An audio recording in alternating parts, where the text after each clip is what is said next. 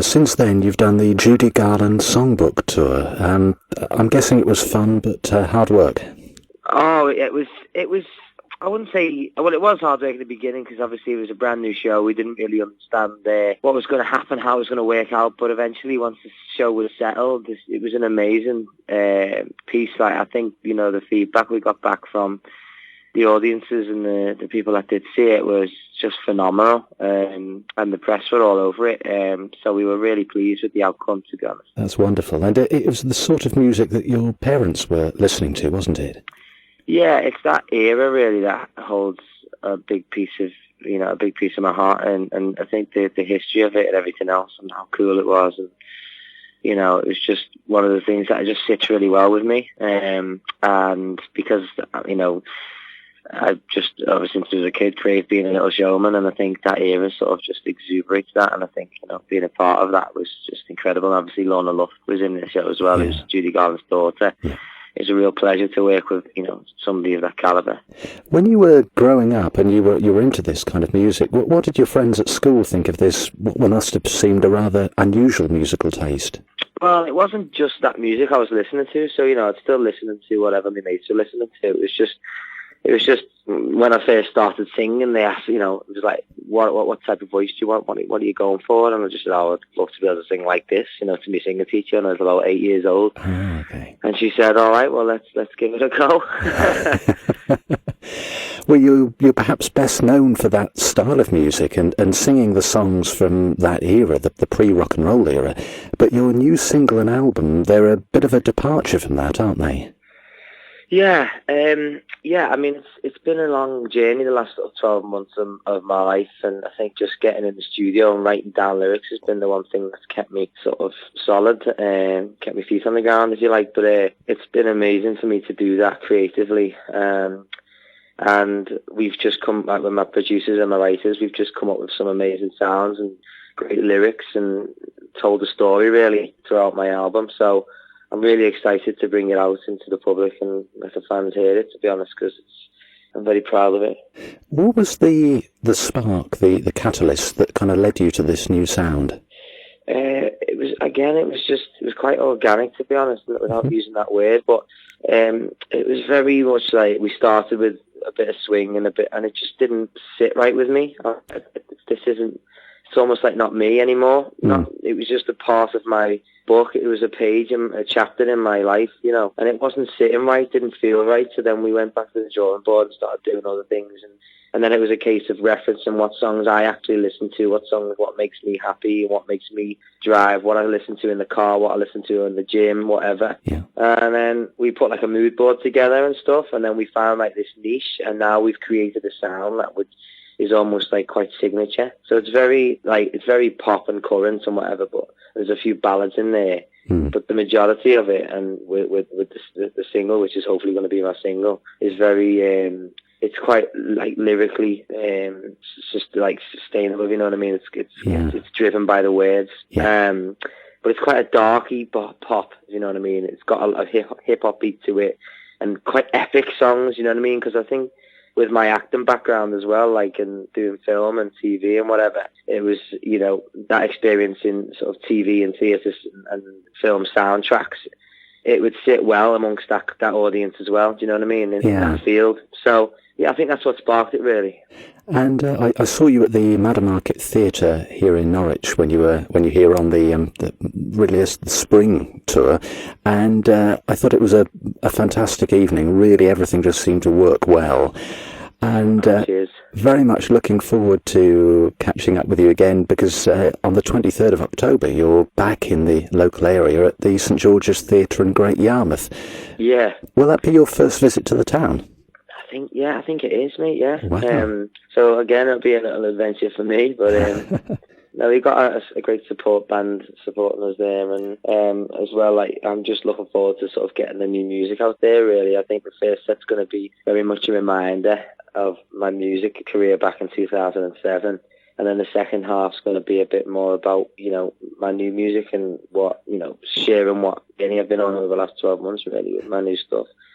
Well, you mentioned the support band. Yeah, the Anyones are supporting you in Great Yarmouth. I think it's a really lovely idea to give a local band a chance to support you wherever you go. Yeah, I think with me being a local lad, obviously Liverpool, local boy and whatever, it was always a helping hand you needed, especially if you live and you work and you breathe your city. If you're there, it's hard to get out.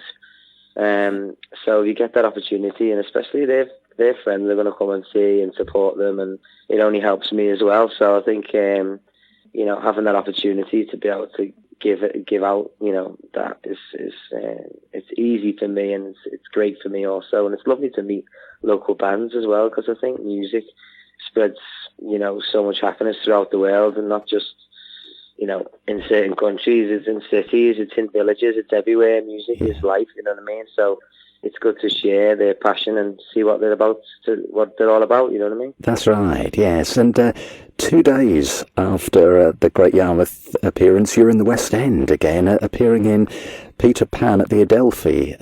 It's good to be busy. Yeah, again, that was a role I really, really wanted, because if there's anyone lives like Peter Pan, it's certainly me.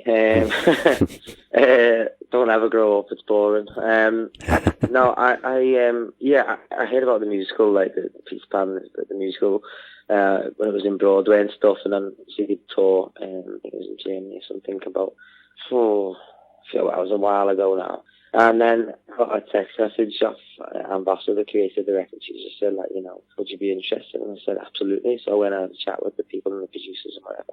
And just loved the script, loved the music. It's all like proper musical theatre music. So I'm in the element with there's going to be a big band and stuff. So yeah, it's going to be an amazing show in the Adelphi Theatre in the West End. And it's just good to be back in the West End again, It's been a while. So no, things are going well. So I'm just pleased things are ticking over, really. That's great. And how do you choose what projects to do? Because you must get offered an awful lot of very disparate things. Well, yeah, there's all kinds of different things coming in and out all the time. And I've got an amazing management team, and we all sit down and decide what it is we're going to do, and what the benefits are, what the negatives are, and of course whether I'm keen to do it. And I think Peter Pan was just one of those jobs I just wanted to get. I wanted to be that guy, and yes, I think when I choose something and I want to do it, I'm all over it. You know what I mean? My preparation, everything, I just want to be seen to be the professional, the guy who comes in and does the job, and because I love my work, it's what keeps me going and keeps me happy. It's what makes me happy. So when I'm involved in a job, I'm all over it. So yeah, I can't wait. It's going to be an amazing cast as well. And I just want to work with some great people and just be inspired, And I think people who are going to be producing it and stuff, and the people who are going to be doing the scores for the show are all like huge names within the industry. So it's going to be great to be working alongside. You've done so many different things. What other ambitions have you got? What things would you like to do? Well, I'd like to build on my music career for sure and start touring a bit more, and eventually I'd like to do some film because with my acting background and whatever. But yeah, more theatre. I think I just want to do a lot more of everything that I've already done, and hopefully on a bigger scale. I just want to have that longevity, whereas I'm still doing it when I'm 70, 80, if I make it that far. But you know what? I just think, I love what I do. I love the entertainment world. I love the industry. And when it's great, it's great. And when it's hard, it's tough. But you keep positive and keep strong. And, you'll only move forward with the ambition and the goal in sight, really. Absolutely. And so you've got some of the tour dates in October, and then we mentioned the West End performance at the Adelphi. What's looking ahead to maybe the end of this year and next year? What things are on the horizon? Well, at the end of this year is basically just getting the album finished and ready for next year. There's all kinds going off in the background at the moment. It's all very exciting. So meetings left, right, and centre. And I'm up and down the country like you wouldn't believe. But I want to get the album out for next year. Really, that's my priority, and the music to sort of speak for itself, and hopefully build on that really, and just get touring and get seeing the fans and hopefully making some new ones, really. When you do something like an album, how do you know when it's finished? It's one of those, when to stop tweaking. 15 to 16 songs, yeah, and then we'll choose 12 out of those songs, and it's obviously up to the record label and myself and between the A&R and my producer as to what goes in there and how it's going to be structured. So, and ultimately, I'm hopefully going to have the final say, because see, it's a story about me and an album made, you know, and it's music, and essentially we're creating art, you know, and as the artist, you want to sort of have as much control as possible. So I suppose it's just a case of sitting down with everybody and picking the right ones that I know that my fans are like, and hopefully, again, like I said before, find some new ones as well. Just build on it, you know. Absolutely great. I wish you every success with everything. Thank you very much.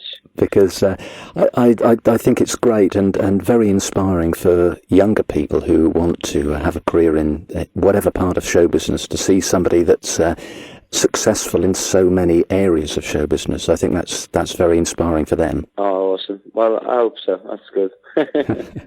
And we'll look forward to seeing you in my hometown, Great Yarmouth. So awesome.